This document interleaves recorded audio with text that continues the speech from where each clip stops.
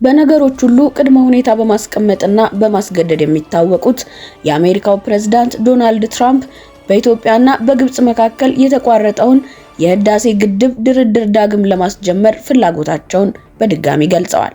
ነገር ግን ጉዳዩ አሁን ከፍተኛ ጥንቃቄና ብልሃትን የሚፈልግበት ደረጃ ላይ ደርሷል። ትራምፕ በፈረንሳይ በተካሄደው የሰባቱ ሀያላን ስብሰባ ጎን ለጎን ከግብጽ አቻቸው አብዱል ፈታህ አልሲሲ ጋር ሲገናኙ ኢትዮጵያ ከ10 ወራት በፊት ያስመረቀችው የህዳሴ ግድብ ግብጽን ለብዙ ችግሮች ዳርጓታል ሲሉ በቁጭት መውቀሳቸው ብርቱ ትኩረትን ስቧል። የቀድሞ የህዳሴ ግድብ ተደራዳሪ ቡድን አባልና የውሃ ፖለቲካ ባለሙያው አቶ ፈቅ አህመድ ነጋሽ የትራምፕ አካሄድ በኢትዮጵያ ላይ ከፍተኛ ጫና የሚያሳድርና ለግብጽ ያደላ መሆኑን ያስጠነቅቃሉ። እንደ አውሮፓውያን አቆጣጠር በ2020 የነበረው አስገዳጅ ዲፕሎማሲ አሁንስ በድጋሚ እያንዣበበ ይሆን? ኢትዮጵያስ ከአሜሪካ የሚመጣውን ይህንን ብርቱ የዲፕሎማሲ ጫና በምን አይነት ብልጠትና ስክነት ልትይዘው ይገባል?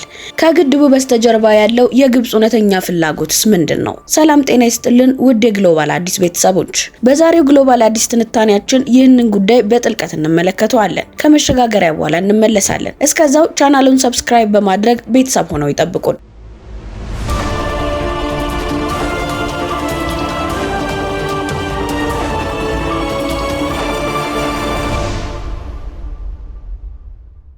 የውሃ ፖለቲክስ ባለሙያው ፈቅ አህመድ ነጋሽ ለዶቼ ቬሌ እንደተናገሩት ትራምፕ ከዚህ በፊት ተጀምሮ ያልተሳካን ድርድር የማስቀጠል ጥረት ላይ ቢሆንም በጉዳዩ ላይ የሚያሳዩት ኢትዮጵያ ላይ ከፍተኛ ጫና የሚያሳድር አካሄዳቸው አሳሳቢ ነው ብለዋል። ይህም አሜሪካ ከግብጽ ጋር ባላት እጅግ ጠንካራ ትስስርና ሁለቱ ፕሬዝዳንቶች ካሏቸው ግንኙነት የሚመነጭ እንደሆነም ገልጸዋል። በኢኮኖሚው በንግድና ኢንቨስትመንት እንዲሁም በ1978 የተፈረመው የካምፕ ዴቪድ ስምምነትን ጨምሮ ጠንካራ የጂኦፖለቲካ ፍላጎትን ጨምሮ ሁለቱ ሀገራት መካከል ያለው እጅግ ጠንካራ ግንኙነት ነው።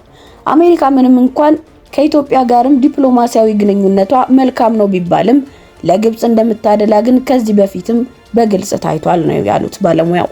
በ2020 የህዳሴ ግድብ ድርድር ላይ ኢትዮጵያ ሉዓላዊነቴን ይጎዳብኛል ብላ አለመፈረሟ በወቅቱ ከፍተኛ ጫና አሳድሮባት መቆየቱንም አስታውሰዋል። በግድቡ አስተዳደር ላይ ከ8 ዓመት ገደማ በፊት በአሜሪካው ፕሬዝዳንት ዶናልድ ትራምፕ ቀጥተኛ ጣልቃ ገብነት የተካሄደው የግብጽና የኢትዮጵያ ድርድር በኢትዮጵያ በኩል ተቀባይነት ባለማግኘቱ ከተገታ በኋላ አሁን ላይ ግን እየመጣ ከሚመስለው ጫና አኳያ የኢትዮጵያ ምላሽ ምን ሊሆን ይገባል በሚለው ብልሃት ላይም አስተያየት የሰጡት ባለሙያው እጅግ በጥንቃቄ መያዝ አለበት ይላሉ።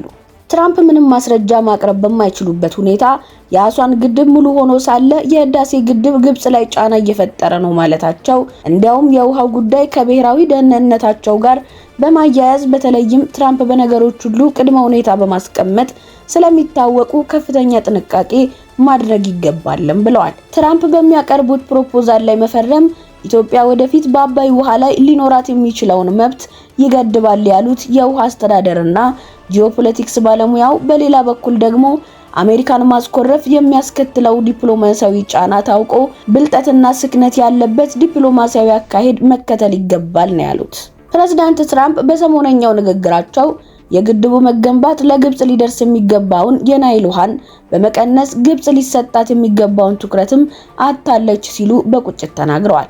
የግብጽ አቻቸው አብዱል ፈታህ አልሲሲም በዚሁ ወቅት ትራምፕ ለሀገራቸው ለሰጡት ትኩረት አመስግነው የግብጽ የውሃ ድርሻ ማስከበር ያሉትን ሐሳብ ለትራምፕ ሲያቀርቡ ከአሜሪካው ፕሬዝዳንት በሚገባ የሚል አዎንታዊ ምላሽን አግኝተዋል። አቶ ፈቅ አህመድ የግብጽ ፍላጎት ከመጀመሪያውም ጀምሮ ከግድቡ ባሻገር ነው ይላሉ።